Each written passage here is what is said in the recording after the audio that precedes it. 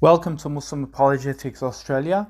This is in defense of President Recep Tayyip Erdoğan when it comes to him being scrutinized by the Western media in order to tarnish his name about the earthquake response, and of course about him apparently signing building approvals for non-compliant earthquake housing.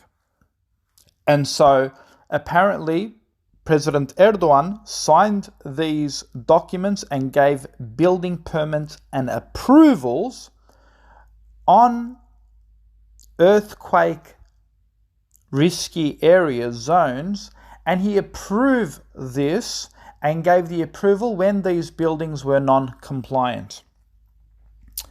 And so we're going to address that.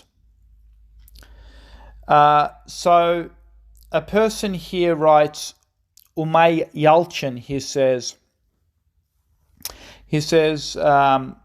to Asiya Mohammed, so Asiya Mohammed writes, building rules and regulations are firmly in place.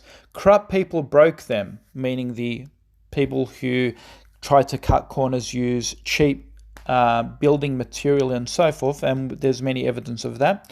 And he says, you cannot blame the government for that. Every single one of the 134,000 government-built homes in the earthquake hit areas remain standing and were not affected, so it's clear the government are doing their job.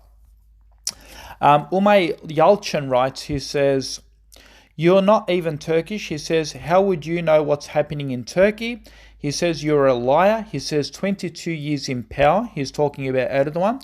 He says, he pardoned illegal structures by issuing zoning amnesty 7 times. He says, Tariq established cities on his land. It turned into an airport, into wetlands. The airport collapsed. He made a road.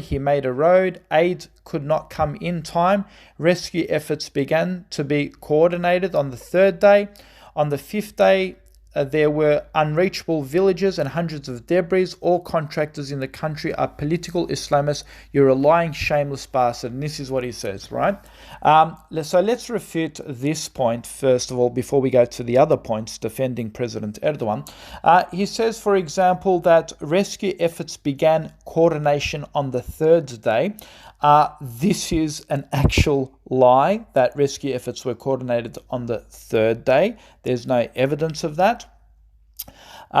Secondly, everyone knows that this was a huge, great-scale catastrophe. No one expected 2 earthquakes to hit simultaneously, almost at the same time, one after another. This is, in fact, one of the worst earthquakes ever seen, especially on Turkish soil. So no one expected the scale of the catastrophe that took place in Turkey at that time. In fact, even European nations themselves turned up almost 80 to 100 hours later. And they even argued to say most of the roads were blocked and collapsed and they couldn't even get their equipments in. Okay, so where is your criticism at the West? Secondly, when it comes to President Erdoğan, this is my question. Why didn't the Turkish opposition party, say the CHP, not condemn the AK Party for allowing the breaching of building codes? How come the opposition only brings it up as a problem after the earthquake? If the opposition really cared about the health and safety of the people, surely they would have brought it up in a political debate. Can you give us one single evidence that the CHP, which is the opposition party, or any other opposition party, condemned Erdoğan before the major earthquake for signing these apparent approvals that were non-compliant for earthquakes? Can you give us one example? If the opposition party have remained silent, then as an opposition, they are complicit in the falling of those buildings and are just as guilty. See, they can't answer why the opposition party did not warn the masses, because apparently, according to them, Erdoğan is a problem, and we need to remove Erdoğan out of the way. We need to remove his Islamic party out of the way, and we need to bring the opposition party in power, which they talk about CHP. So why can't they answer the question? Why then didn't the opposition parties warn the masses about Erdoğan allowing approvals of non-compliant buildings? This proves that even the opposition parties are useless in Turkey. If the opposition party didn't know about this before the earthquake, about these papers being signed, how could they even possibly take the lead position and protect the people more than Erdoğan does? Like I said, before the earthquake, not a single opposition party leader, like for instance Mustafa Kılıçdaroğlu, has ever once brought up the issue of Erdoğan signing construction approvals that are not earthquake proof and compliant. So how can one trust the opposition party if they too were ignorant about this? It shows that the opposition parties are just as bad because they too did not take the time to investigate people's health and safety. They didn't go and investigate whether these buildings were actually compliant or not. If they did, they would have brought this all up before the earthquake hit and would have warned the people, wouldn't they? It shows that the opposition is incompetent to lead the country, and they're using this as a political stunt because of the upcoming elections, when it in fact exposes them too. So people like Mustafa Kılıçdaroğlu has got just as much blood on his hands, because as an opposition party leader, he has got a responsibility to scrutinize everything that Erdoğan signs and approves. And if you claim he didn't know about this, then he is incompetent because he didn't take the time to do his research. So how can we expect a man like Mustafa Kılıçdaroğlu to take the responsibility and lead this country when he too is also incompetent? So here Erdoğan's critics want Erdoğan removed from power, but who do they want to take charge? Who? Mustafa Kılıçdaroğlu, the opposition party, the CHP, or whoever they are.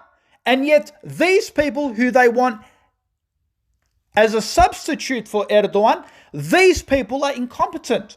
They never once came out and warned the public and say that all of these buildings that Erdoğan approved are all ticking time bombs. They're all going to fall. We are warning you. Erdoğan did a mistake. He signed these papers, which he shouldn't have. And we are warning you. We are challenging you. We are challenging you to question this. We are challenging you to remove him from power because he has put the health and safety of people and jeopardized it. They never once did that. But only when the earthquake happened and thousands and thousands of people died, they decided to then investigate the papers to find out what was signed and what was not signed and what was compliant and what was not compliant. That's reckless as an opposition party. They should have done that before the earthquake. But they're doing it now as a political stunt to remove Erdoğan, not knowing that they're exposing themselves. Because that proves they are also incompetent. It proves they are also ignorant. Because had they known, they should have warned the people. But they didn't, because they're also stupid. They also don't care about the health and safety of people, because if they did, as an opposition party, they should have brought this up. And the fact that they didn't bring it up makes them just as bad as Erdoğan. If not worse, because they've been complicit by staying silent or being ignorant and not researching and investigating. So why would you want to put your trust in the opposition who themselves are ignorant? And then they have the audacity to blame Erdoğan, saying he can't even lead the country.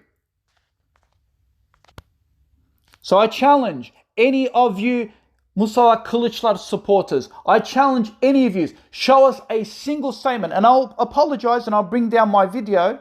Show me a single video where the opposition political party brought this up, brought this into a political debate, brought this in front of Erdoğan and said, answer these questions. Why did you sign these papers that gave approvals to non-compliant buildings that weren't safe in earthquakes? Bring it. Bring up the documents. Bring up the debates. And don't bring me in a paper where some scientist spoke about it or, some random sidekick who spoke about it. No, bring me what the opposition party said. Because if you don't bring me what the opposition party said about condemning Erdoğan, about his signings, then it's irrelevant, because it just shows that the opposition party is just as ignorant, and it didn't even take the science seriously. It didn't take the academic work seriously. Because if they did, they would have used that and brought that up against Erdoğan. And the fact they didn't and remained silent is either they were incompetent or they were ignorant and they didn't know, or they knew and they were complicit and they stayed silent. Which is the same as abetting the same thing by allowing these constructions to continue to take place because they remained silent, which then caused the death of thousands of people. So they are just as guilty. So go on, bring the documents. Let's see. The opposition party, bring the documents. Let's see them. Show us where now. Show us where now. Did the opposition party once bring this up and say, we condemn Erdoğan for signing these papers, we condemn Erdoğan for approving these construction buildings when they're not earthquake compliant? Bring us a single statement where they condemned Erdoğan for doing this before the earthquake took place. Go on, I challenge you.